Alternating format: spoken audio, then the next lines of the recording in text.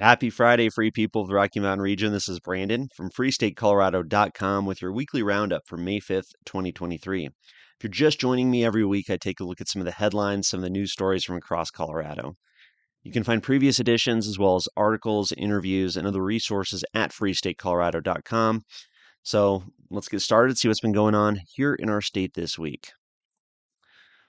Of course, the legislative session is wrapping up. We're approaching the end of this horrific 120-day period in which the state government, state legislators, politicians try and rob us of our freedoms and take away our money. So, fortunately, we have an organization like Rocky Mountain Gun Owners who's fighting back and suing over the unconstitutional 3-day minimum waiting periods in the 18 to 20-year-old gun ban. Unfortunately, Colorado's fake libertarian governor, Polis, had just signed these bills into law. But moments after being signed, Rocky Mountain Gun Owners launched a lawsuit. So good on them. This is from April 28th, 2023. Rocky Mountain Gun Owners sues over unconstitutional 3-day minimum waiting periods in the 18 to 20-year-old gun ban. Rocky Mountain Gun Owners makes good on months-old promises by filing lawsuits against unconstitutional gun control expansions across Colorado.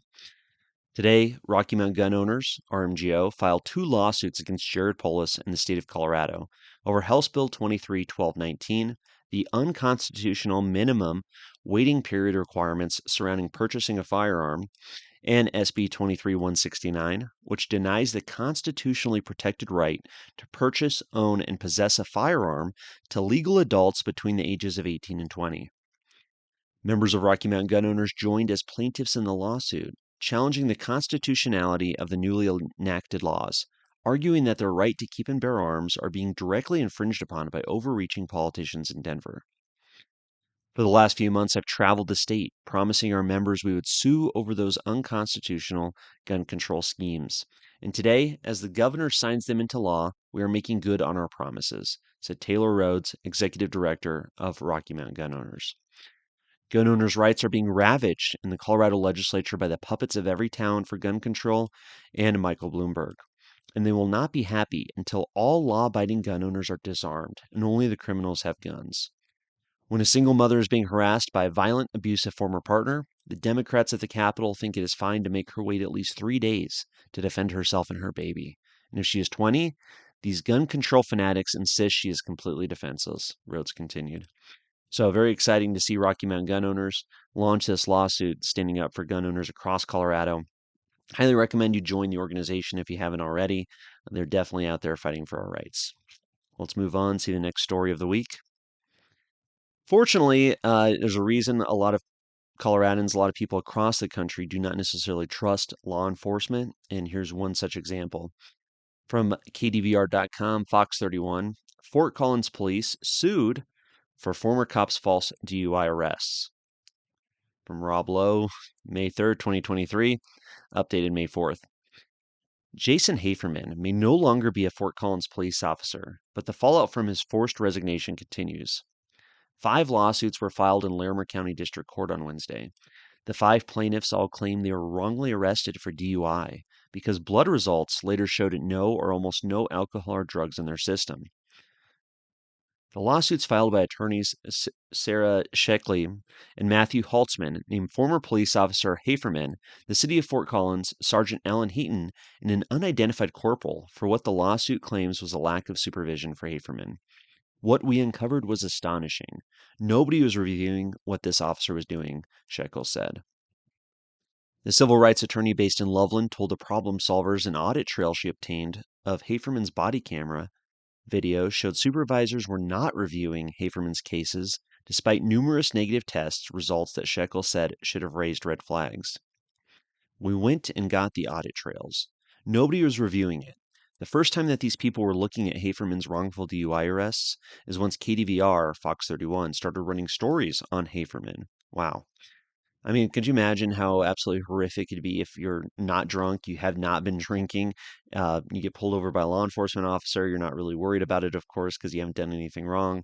They claim you are driving under the influence. They lock you up, all these costs, destroy your life, destroy your reputation, possibly cost you your job for false DUI arrest. So really shameful behavior from law enforcement. Another example of why there might need to be a little bit more citizen oversight over what our government is doing. Let's take a look at the next story here. Let's move on. Postmillennial.com. 27 Colorado Dems vote against making indecent exposure to minors a felony.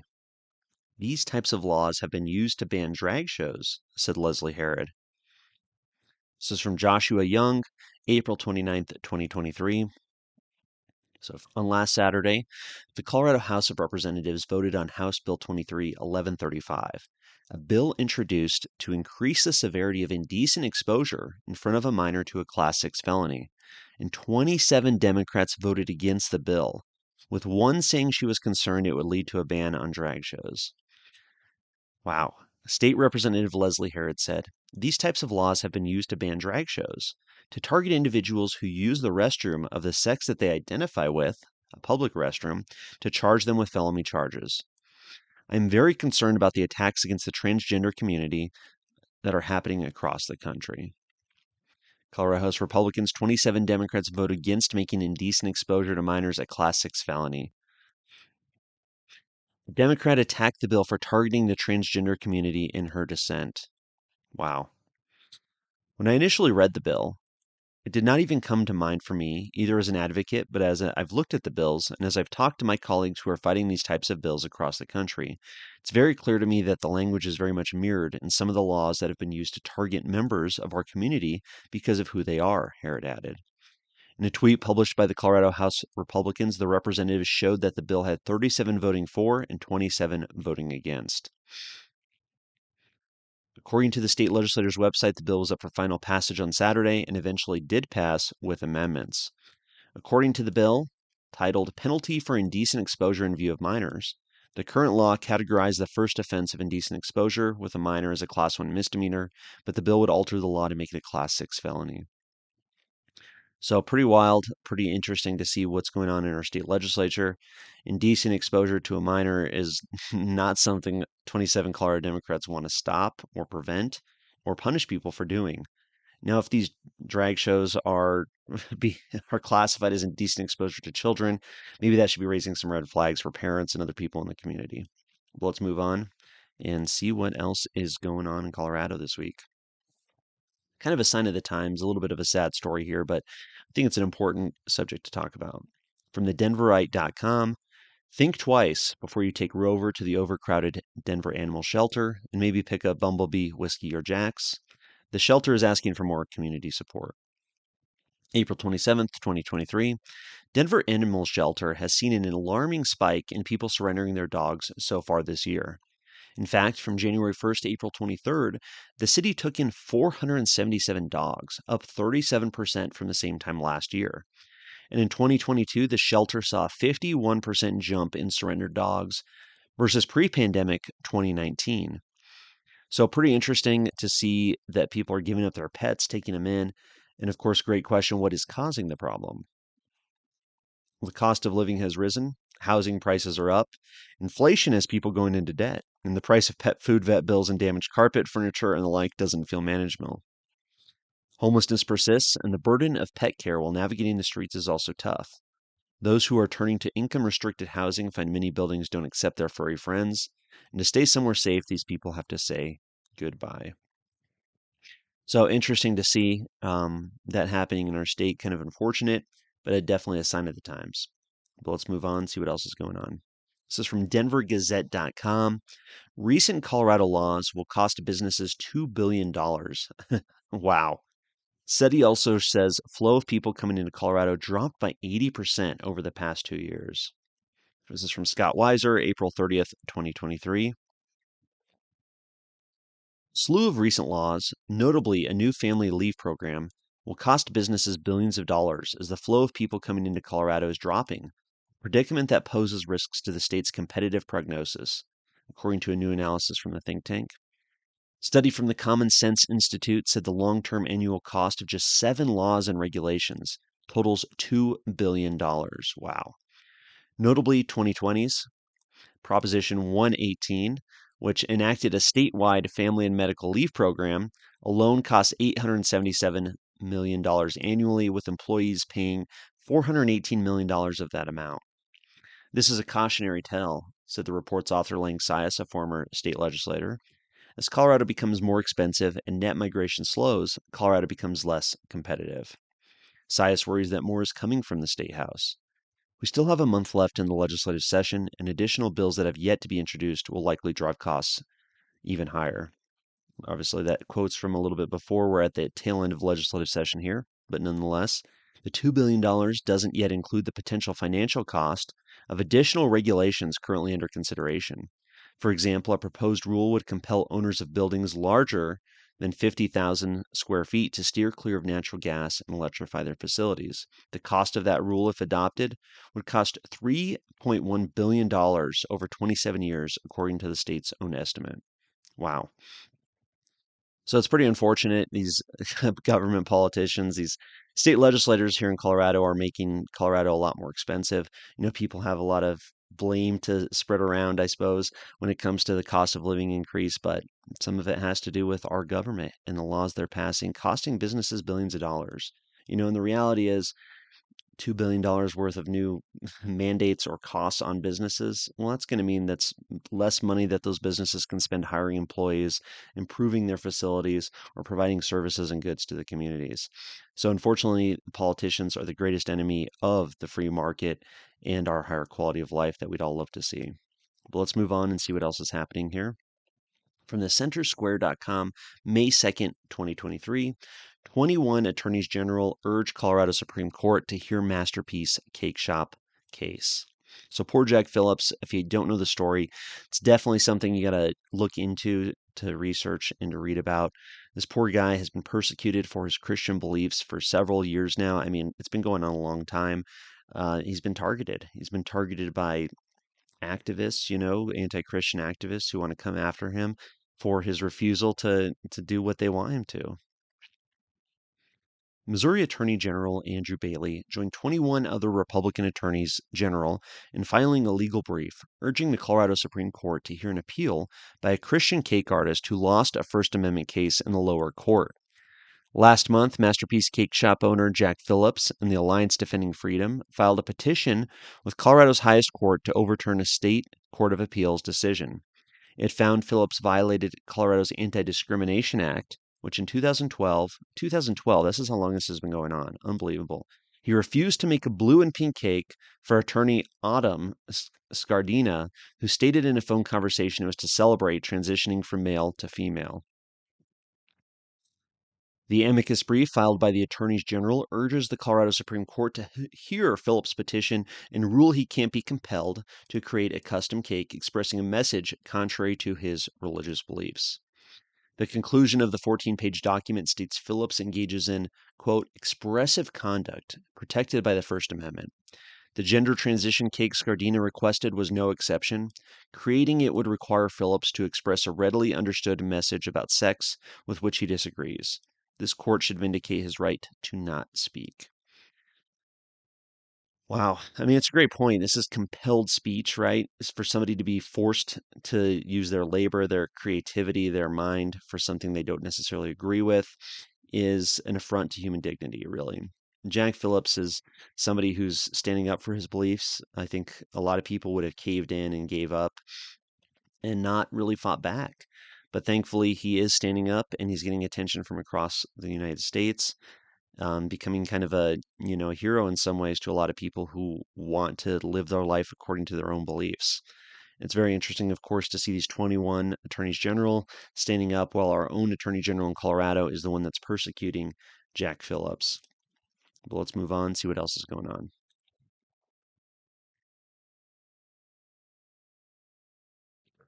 So thankfully, we are at the tail end of the legislative session. It's been a wild ride here in Colorado, in Denver at the Capitol. Our politicians have been doing everything possible to force a radical, I'd say progressive, but I think it's more of an authoritarian agenda across Colorado. And because we're at the tail end, time is running out. There's a lot of bills that still need to be heard. So, of course, the leadership in the Democratic caucus must decide which bills are going to be heard and which ones are going to be left by the wayside.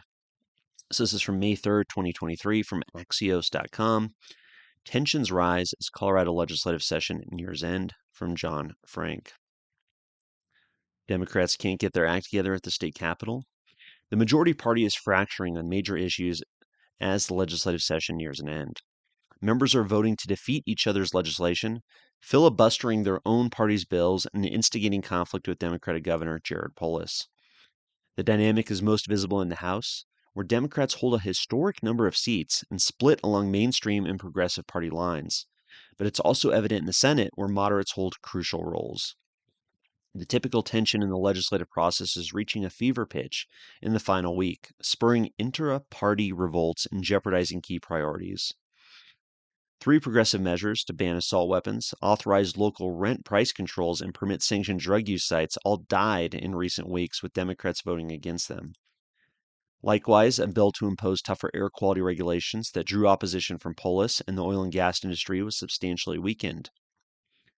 State Representative Elizabeth Epps, a prominent liberal lawmaker from Denver, filibustered for 3+ hours in opposition to a Democratic bill to increase the criminal penalties to a felony for indecent exposure toward minors. 3-hour filibuster. The measure narrowly passed with a majority of Democrats voting against it.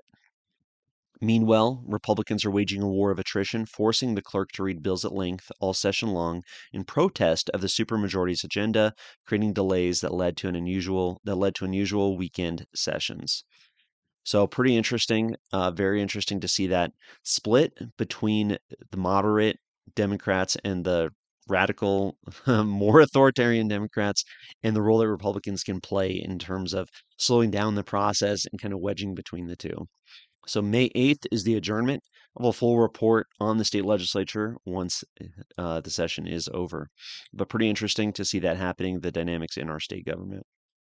Moving on. National headlines here, foxnews.com, May 4th, 2023. Colorado Teachers Union passes resolution declaring capitalism inherently exploits children in public schools. Wow. If you need a reason to get your kids out of public schools, out of government schools, this is it. Capitalism inherently exploits children, public schools, land, labor, and resources, the resolution reads. Joshua Q. Nelson at Fox News. The Colorado Education Association, the CEA, reportedly passed a resolution that declares that, quote, capitalism inherently exploits children, public schools, land, labor, and resources. The final version of the resolution that was passed states that CEA believes that capitalism requires exploitation of children, public schools, land, labor, and/or resources. Capitalism is in opposition to fully addressing systemic racism, the school-to-prison pipeline, climate change, patriarchy, gender and LGBTQ disparities, education inequality, and income inequality. Wow. Absolutely crazy that these people blame capital. They probably don't know what capitalism is. I mean, it's hard to believe that these people are teachers. These people are the ones trying to prepare the next generation of young people for life in the world out there, to understand how the economy works. And I don't think they really understand what capitalism is. Maybe I'm being too kind. Maybe they know perfectly well what capitalism is, but they hate it anyway. But absolutely crazy to say that private ownership of capital, that an individual owning their own property, their own labor, their own ability to make their way in the world, is in opposition to all of these things that they list. Back to the article. However, a screenshot captures an earlier draft of the resolution that included a call to replace capitalism with a, quote, new equitable economic system. Unbelievable. A screenshot of the original version of the resolutions reads, quote, CEA believes that capitalism requires exploitation of children, public schools, land, labor, and/or resources, and therefore, the only way to fully address systemic racism, climate change, patriarchy, education inequality, income inequality is to dismantle capitalism and replace it with a new equitable economic system. Wow. So the original version was even more extreme, talking about dismantling and replacing capitalism. They did remove that. However, they still blame capitalism for all of the ills of society. Unbelievable. There's a screenshot from the from the text there, from the slide, I guess. So pretty wild to see what's going on with your teachers in Colorado. Get your children out of government schools. Get your children away from these teachers. They are indoctrinating them and trying to basically turn them into anti-capitalist activists. Let's move on. Last two articles I want to talk about this week have to do with the property tax relief bill that Jared Polis is pushing in the state capitol. It is absolutely atrocious, and I think people really need to understand just how bad it is. Opposition needs to be building right now against it because this is going to be on the ballot soon, and people really need to understand how bad it is. Let's take a look. This is an editorial from the denvergazette.com 2 hours ago. So we're May 5th, 2023. Polis property tax relief is a ruse. The Gazette editorial board. Suppose someone offers to help you pay your bills, then reaches into your pocket, grabs your wallet, pulls out some money, and hands it to you. That's more or less what Governor Jared Polis and his Democratic allies who run the legislature have in mind in promising relief for Coloradans facing skyrocketing property taxes. Unveiled by the governor at a Monday news conference and introduced the same day in the legislature as Senate Bill 23303, the complicated proposal would ask voters on next November's statewide ballot to pay for a large part of their own property tax relief. That's right, while the proposal would lower the state's assessment rate slightly for residential and commercial property for the next decade, it would offset the cuts partly by tapping taxpayers' pending refunds of revenue the state expects to collect this fiscal year in excess of the state constitutional limits on government growth. That's your table refunds. The measure also would ask voters to raise these limits in future years, allowing the state to keep another 1% that will compound annually, which means money that was supposed to be returned to the public instead will be used to make up for marginally lower property taxes. Some of the purported property tax relief also would hinge on a new local property tax cap that would limit year-to-year revenue increases for local government to the rate of inflation. Yet school districts, which typically consume most of the homeowner's property tax bill, would be exempt from the cap. And other local governments could simply notify property taxpayers of their intention to exceed the cap, and they could keep all the revenue they collect. If it's starting to sound a lot like you were invited out to dinner, then got stuck with the tab, you're getting the gist. So, yeah, Jared Polis wants to steal your tax refund that they were touting during the COVID years as giving you money back in your pocket, this quote unquote little stimulus that the government was so happy to hand out. And Polis signed his name on it with a little letter talking about how great he was right before the election. That's the money they now want to steal from you and then use it to lower property taxes just a little bit. So that article is something you definitely need to look at. People need to be rallying against Polis's property tax theft system scheme that he's running. Let's take a look at the last article of the week, The Great Complete Colorado, page 2. This is from John Caldara from the Independence Institute. The Great Colorado Property Tax Scam Explained, May 3rd, 2023. If you've opened your property tax assessment, you've already had your coronary. Your property value has gone up between 30 and 70%. That means because the legislature, under Democrat Governor Bill Ritter, froze mill levy rates, preventing them from lowering, and because voters foolishly repealed the Gallagher Amendment in 2020, your property taxes are going to go up some 30 to 70% next year. But don't worry, the same people who have put you in this bind are going to pantomime rescuing you just as the clock runs out on their legislative session. What heroes. The Colorado legislature, with Governor Jared Polis riding on a white stallion, will look like they are saving you from the tax haul they skillfully mastermind, and the media will likely help them sell the con of getting you to pay, again, for what looks like property tax relief. But let's start the scam at the beginning. The theme, as always, is elections have consequences. That is a polite way of saying, hey, idiots, you voted for this. Would you please stop acting surprised? The people of Colorado voted to repeal the Gallagher Amendment, which capped property taxes for both residential and commercial property. Many conservatives irrationally supported the repeal because of a fair gripe they had with it. Gallagher hid taxes from voters. Let's move on a little bit about what's going on right now. Property tax is a complex issue. Half of the legislators aren't up to speed on it, and nearly all reporters will just regurgitate press releases on it. With nearly $2 billion of excess tax revenue, which by our state constitution, via TABOR, the Taxpayer Bill of Rights, must be refunded to us, I suspect they will refund much of that to us by relabeling it as some sort of property tax relief. This, of course, will make them look heroic with one small, teensy-weensy, itsy-bitsy problem. It is a complete lie.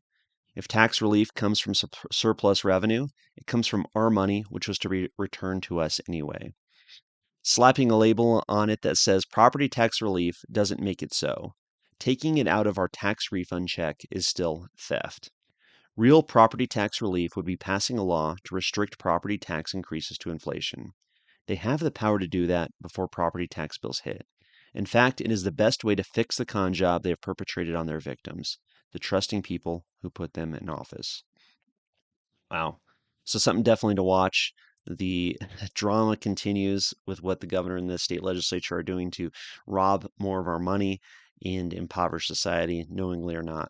Well, thank you very much, everybody. Hope you have a great Cinco de Mayo. Have a great weekend. It's a beautiful time of year when everything's turning green. Hope you can get outdoors and enjoy this beautiful Colorado sunshine. Well, take care. We'll see you next week. And goodbye.